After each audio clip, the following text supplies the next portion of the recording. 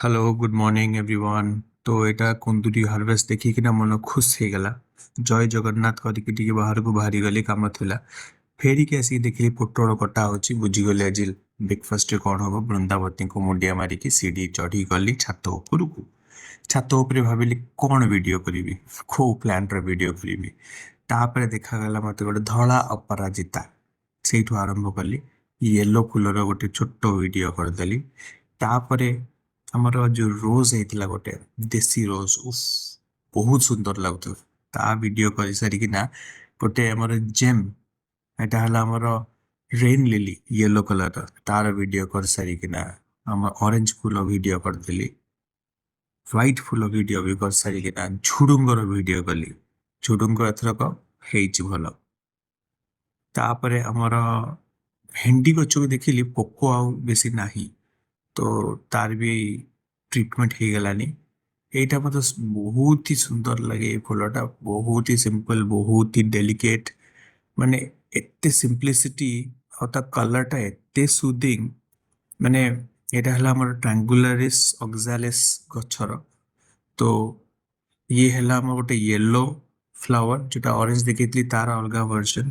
ଇଏ ହେଲା ଆମର ଆଲମାଣ୍ଡା, ଇଏ ଗୋଟେ କଲର, ଆଉ ଗୋଟେ କଲର ହେଲା ଏଇଟା କ୍ରିମ୍ କଲରଟା।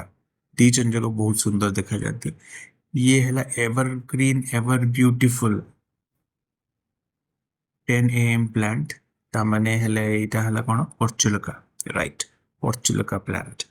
ତ ପର୍ଚୁଲକା ପ୍ଲାଣ୍ଟର ଭିଡ଼ିଓ କରିସାରିକି ତଳକୁ ଆସି ଦେଖିଲି ବ୍ରେକଫାଷ୍ଟ ରେଡ଼ି। ଅଟା ଚକୁଳିକୁ ପୋଟଳ, କୁନ୍ଦୁରି, ଆଳୁ ଭଜା, ଆଉ ଇଏ ହେଲା ଆମର ସୁଜି କ୍ଷୀରି ପାଣିଆ ପାଣିଆ। ତାକୁ ବଢ଼ିଆ ସେ ନିପଟେଇ ସାରିକି ଦେଖିଲି ମାଛ ଭଜା ହେଉଛି। କିଏ ଖାଇବେ ନା ବାପା ଆଉ ସୌଭାଗ୍ୟ ଖାଇବେ। ସେଟା ଆମର ଛେକା ପିସ୍ ଭଜା ହେଇସାରିଲା ପରେ ପେଟି ପିସ୍ ଭଜା ହେଇଗଲା।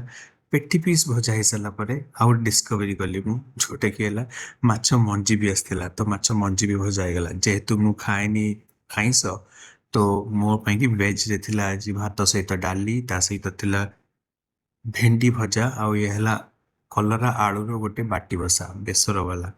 ତ ମୁଁ ତ ଜାଣିଛନ୍ତି କେମିତି ଗୋଳେଇକିନା ଖାଏ। ମୁଁ ସେମିତି ଟିକେ ଡାଲି ନେଇଗଲି, ଲଙ୍କା ଫଙ୍କା ଯାହା ଥିଲା ଟିକେ ଗୋଳେଇ ଦେଲି। ପ୍ରଥମ ଆରମ୍ଭ କରିଥିଲି ଆମର ଭେଣ୍ଡିରୁ। ମମି କୁହନ୍ତି କି ଯେତେବେଳେ ପିତା ଖାଇବ ଆଗ ପିତାଟା ଖାଇବ, ସେ ବି ଶୁଖିଲା ଶୁଖିଲା ଭାତରେ ଦେଲେ ବଢ଼ିଆ ଲାଗେ।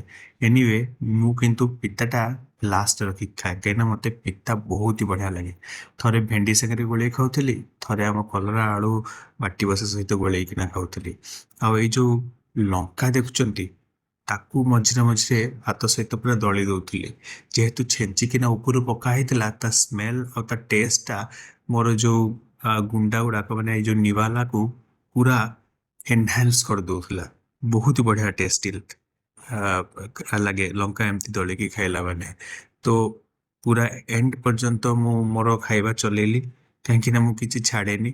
ତ ଥରେ ଖାଇବା ଆରମ୍ଭ କଲା ମାନେ ମୁଁ ପୁରା ଫିନିଶ କରିକିନା ହିଁ ଉଠେ, କାହିଁକିନା ମୁଁ ଜାଣିଛି ହଁ ଖାଇବାଟା ଯୋଉଟା ଇଟ୍ସ ଭେରି ଭ୍ୟାଲୁଏବଲ୍। କାହାକୁ ମିଳେ କାହାକୁ ମିଳେନି। ମୁଁ ଟିକେ ଲକି ବୋଲି ମୋତେ ମିଳୁଛି। କଲରା ଯେତିକି ରଖିଥିଲି ସେମିତି ଖାଇଦେଲି।